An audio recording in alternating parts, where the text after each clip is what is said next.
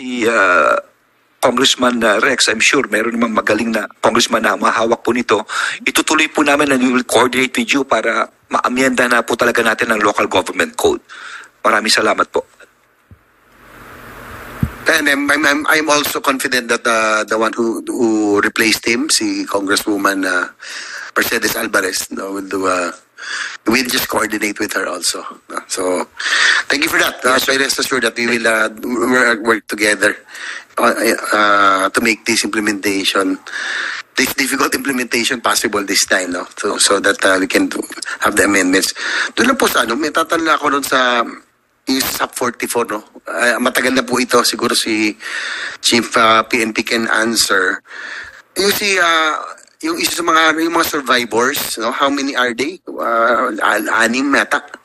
If I'm not correct, sila Lieutenant Colonel Raymond Train, di ba siya po yung isa sa head? Survivor siya, no? In fact, I think that's he should have been given these people sacrifice their lives, no? Career.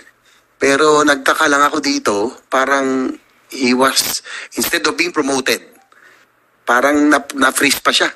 Or yung kanyang promotion medyo nabinbin, no? Those who died, who perished, nabigyan lahat ng post-mortem award. Itong mga nag-survive, wala po. So kailangan ba mamatay muna bago bigyan ng award? And ang nakakalungkot, they sacrificed their lives and they did something, pero parang naipit sila. Ano po ang nangyari dito, Chief PNP? Yes, sir. Upon my assumption as Chief PNP, sir, because I had the opportunity to work with Lieutenant Colonel Raymond Train when I was with the DI, and I've seen his plight, and in line with that, I already directed the DPRM to have this reviewed and all the necessary requirements. Pardon me, yes, sir. Young General, hindi kami familiar sa mga acronyms. I don't know what DI is. Could you just specify yes, for the uninitiated? Yes, sir. I'm sorry, sir. Yes, sir. I had the opportunity to work with Police Lieutenant Colonel Raymond Train when I was director for the Directorate for Intelligence, and I've seen his plight, and in line with that, when I assumed as the Chief PNP, I directed the director for the Directorate for Records and Special and Records Management, wherein this handles the cases, and in line with that, as per the latest updates,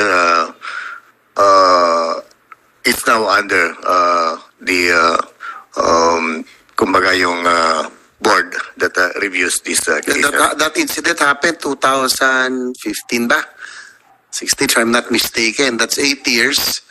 Yung mamasapa, no? 14. So, 9 years na, Lieutenant Colonel pa rin. No? Can you have an update? Ano bang rank niya ngayon? And what? He was Lieutenant Colonel back then. Yes, sir. Ano na po siya ngayon? Yes, sir. Ang nangyari po kasi, sir, he was also included doon sa case that were filed together with the cases of then the General Peña. So, I think medyo na-clear naman lang yung iba, sir. So, in line with that. Nakakalungkot naman yun. No, he risked his life for a very dangerous mission. Nakasuhan pa. Tapos, nabinbin pa yung promotion. And nandito, Section 30, promotions. Any uniformed member of the PNP who has exhibited acts of conspicuous courage and gallantry at the risk of his or her life above and beyond the call of duty shall be promoted to the next higher rank. So, hindi na siya na-promote. Nakakasuhan pa. Gusto ko rin na-update, if you just can submit a report, Chief PNP, yung mga kasama niya na nabuhay, PO3 Solomon Agaison, Jobalin Lozano, Jose Mana R. Jr., Clifford Agayong, Christopher Lalan. Ito yung mga no? Si Lalan, yung taga Kalinga ba yan? No?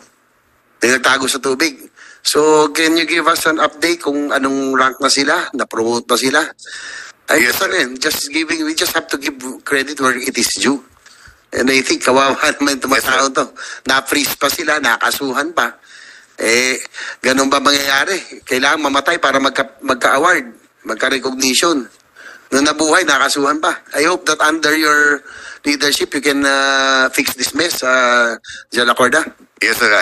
I'm giving the assurance to this August body, sir. And we'll give the report, sir. With your permission, Senator JV, kasama kami ni Senator JV, we entered the Senate together, and that was one of the most high-profile investigations by the Committee on Public Order. Pero karamihan were conducted in executive session.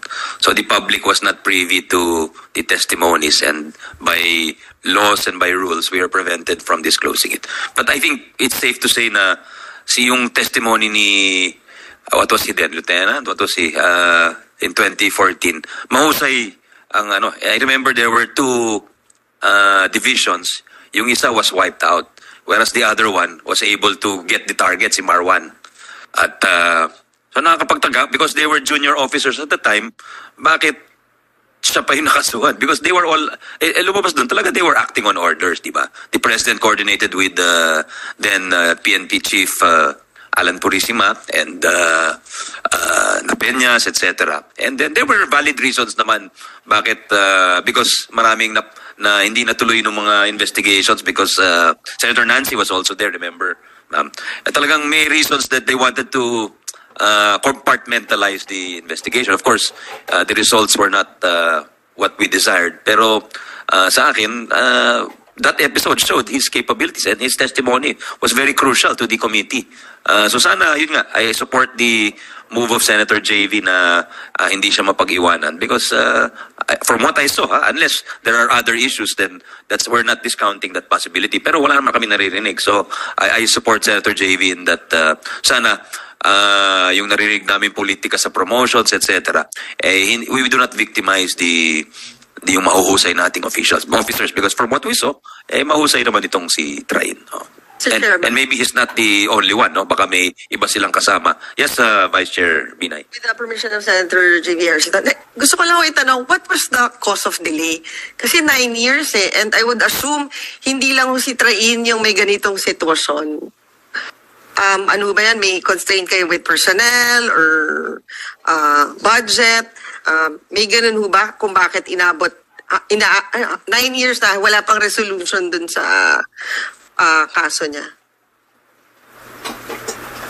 From my understanding, ma'am, the delay was due to the cases that were filed. So, nung hindi pa klaro yung cases that were filed, hindi gumalaw. And nung pinareview ko, kasi I was informed, I was given a personal knowledge about the situation nung nagkatrabaho kami. So pinareview ko ulit yung kaso, ma'am, when I assume as Chief PNP. And it's now being acted upon by our DP. Now with regards to the delay, sabi sa akin ng Director for Director for Personnel and Records Management po natin, it's because of these cases that they were involved with na imbestigahan together with the senior officers then, ma'am. Thank you, Mr. Automatic ba yun? Basta may kaso, hindi ka mapropromote? Is that uniformly applied across the bureaucracy or the PNP bureaucracy? Kasi kawawa naman yung mga officers kung paano kung frivolous yung mga ibang kaso, di ba? Sa case